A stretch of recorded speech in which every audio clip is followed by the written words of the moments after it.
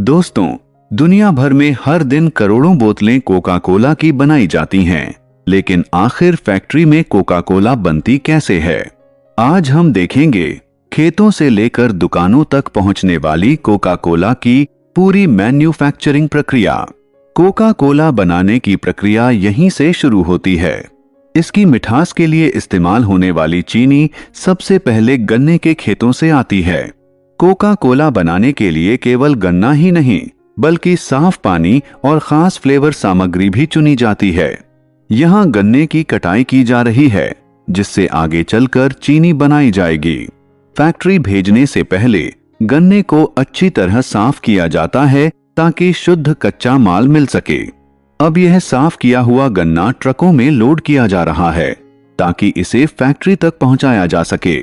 यहीं से कच्चा माल खेतों से निकलकर फैक्ट्री की ओर जाता है, जहां असली निर्माण प्रक्रिया शुरू होती है। अब कच्चा माल एक आधुनिक कोका कोला फैक्ट्री में पहुंच चुका है। यह एक पूरी तरह आधुनिक और हाईटेक मैन्युफैक्चरिंग प्लांट है, जहां हर प्रक्रिया मशीनों और कंट्रोल सिस्टम की मदद से चलती है। फैक्ट्री में पहुंचते ही कच्चे माल को तौला और जांचा जाता है ताकि सही गुणवत्ता बनी रहे। अब गन्ने को बड़ी मशीनों तक पहुंचाया जाता है, जहां से चीनी बनाने की प्रक्रिया शुरू होती है। इन मशीनों से गन्ने का रस निकाला जाता है, जिससे आगे चलकर शुगर सिरप तैयार होगा। यहां गन्ने के रस को फिल्टर किया जाता है ताकि अशुद्धियां हटाई जा सकें।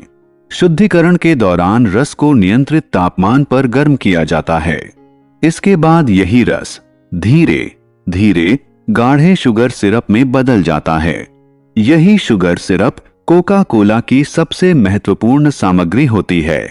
दूसरी ओर फैक्ट्री में इस्तेमाल होने वाले पानी को भी कई स्तरों से शुद्ध किया जाता है ताकि हर बूंद पूरी तरह सुरक्षित रहे। अब शुद्ध पानी और शुगर सिरप को मिलाने की तैयारी की जाती है। यहाँ कोका कोला के खास फ्लेवर से जुड़ी सामग्री को सुरक्षित माहौल में रखा जाता है। अब शुगर सिरप में इन फ्लेवर सामग्री को मिलाया जाता है, जिससे कोका कोला का पहचान वाला स्वाद तैयार होता है। मिक्सिंग के बाद सिरप की जांच की जाती है ताकि हर बार स्वाद एक जैसा रहे। अब कोका कोला को उसकी खास गैस देने की प्रक्रिया शुरू होती है। विशेष मशीनों की मदद से कार्बोनेटेड पानी तैयार किया जाता है।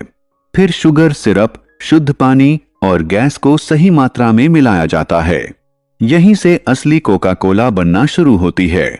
इस चरण में सभी सामग्री पूरी तरह मिलकर तैयार पेय बनाती हैं। मिक्स होने के बाद कोका कोला को कुछ समय स्थिर रखा जाता है ताकि स्वाद और गैस संतुलित रहें। अब कोका कोला को तेजी से ठंडा किया जाता है ताकि इसे बोतलों में भरने के लिए तैयार किया जा सके।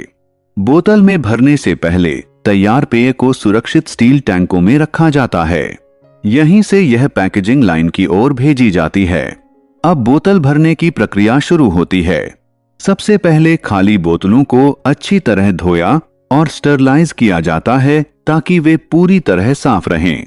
इसके बाद हर बोतल की जांच की जाती है ताकि खराब या टेढ़ी बोतल आगे न जाए।